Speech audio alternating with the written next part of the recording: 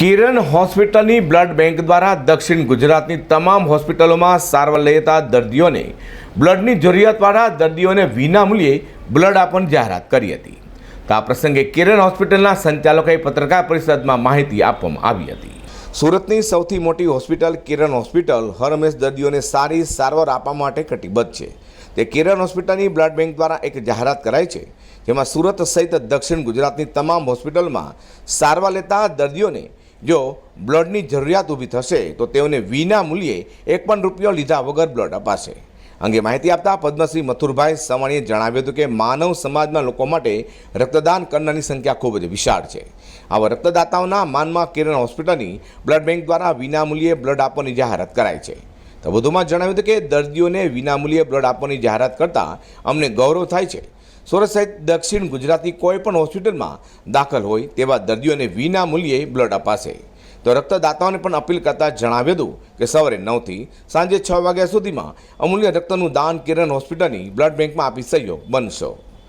મિત્રો, કિરણ હોસ્પિટલ દ્વારા આજે એક ઐતિહાસિક નિર્ણય લેવાનો આવશે કે દક્ષિણ ગુજરાતની કોઈ પણ હોસ્પિટલમાં દાખલ દર્દી હોય અને એમને રક્તની જરૂર પડે તો એને વિના મૂલ્યે કાયમી કિરણ હોસ્પિટલમાંથી આપવામાં આવશે. કિરણ હોસ્પિટલની અમારી જે લેબ છે, બેંક છે, એ આના માટે સંપૂર્ણ સક્ષમ છે. એટલે દક્ષિણ ગુજરાતના લોકોને અમે આ રક્ત પૂરું પાડવા માટે વિના મૂલ્યથી કાલથી આપવાનું શરૂ કરી રહ્યા છે. મિત્રો, મને જણાવતા આનંદ થાય છે કે આખા દેશમાં અંગદાનમાં કોઈ જગ્યાએ વેપાર નથી. એટલા માટે જે રક્તદાતાઓ વારંવાર રક્તનું દાન કરે છે, આવા રક્તદાતાઓની અપીલ અને એના માનમાં કિરણ હોસ્પિટલ આ નિર્ણય લે છે. એના માનમાં લોકોને ફ્રી ઓફ વિનામૂલ્યે રક્ત આપવાનું આયોજન કર્યું છે કિરણ હોસ્પિટલે. એટલે એક માનવ સેવામાં અનેક સેવા કાર્ય હોય છે.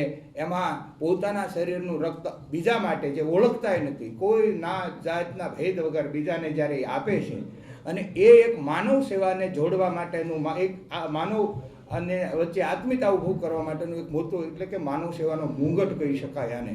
તો આ રક્તદાતાઓની અપીલને ધ્યાનમાં રાખીને એના માનમાં અમે વિનામૂલ્યે આ રક્તદાન, જે કંઈ લોકોને રક્તની જરૂર પડે એના માટેની વ્યવસ્થા કરી છે. આપના માધ્યમથી હું દક્ષિણ ગુજરાતના રક્તદાતાઓ જે વારંવાર રક્તદાન કરે છે એમને પણ વિનંતી કરું છું કે અમારે કિરણ હોસ્પિટલમાં સવારે 9 થી સાંજે 6 વાગ્યા સુધી આપ રક્ત આપી શકશો. કેમ કે અમારે રોજે 300 થી વધારે બોટલની જરૂરિયાત પડશે. તો આપ રક્ત આપશો ત્યારે આપણે બીજાને ઉપયોગી થઈ શકશું. અને 45 થી 50 વર્ષના 15 થી 45 વર્ષના બધા રક્તદાન કરી શકે. તો આવા લોકોને પણ હું અપીલ કરું છું કે આપ જ્યારે આ રક્ત આપવાનું જરૂર પડે ત્યારે કિરણ હોસ્પિટલમાં રોજે રક્તદાન કરવા માટેની વ્યવસ્થા કાયમી શરૂ રહેશે.